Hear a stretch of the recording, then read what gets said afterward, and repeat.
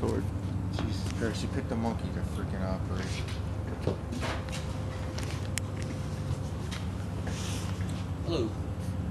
If you were given the chance to become godlike in every aspect of something that you did, would you take it, or would you let it pass you by? Today I'm going to talk to you about steroid use in sports and its prevalence throughout. I myself have always been a sports fan, and for years have used supplements to help with fitness. I believe that I'm pretty knowledgeable on this subject. Today I'm going to inform you mainly about the use of steroids in sports and causes throughout. I'm going to cover the history of steroids, where it's come from. I'm going to talk about some of its uses outside of sports, and finally I'll close with its impact on sports. Now that I've kind of given you an idea of what I'm talking about, I'll talk more about its scientific history.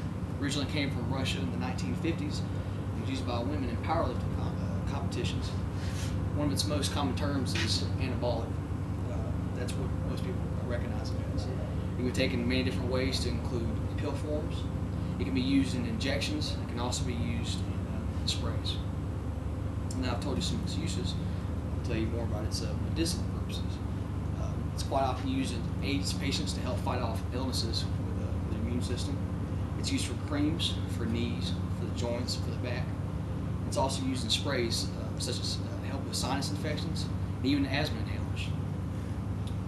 I told you a little bit about what's used in medicine. Now I'm going to tell you about its use in sports. Brian D. Dunham, a writer for Journal of Sport and Social Issues, wrote that some of the men and women who use steroids is for enhancing athletic ability, performance, and simply become more muscular. DEA has found that bodybuilders and athletes, fitness buffs, who claim steroids give them a competitive edge, help them increase size and performance. If you ever heard the name of Mark McGuire, Barry Bonds, and Hulk Hogan, then surely you've heard something about steroids.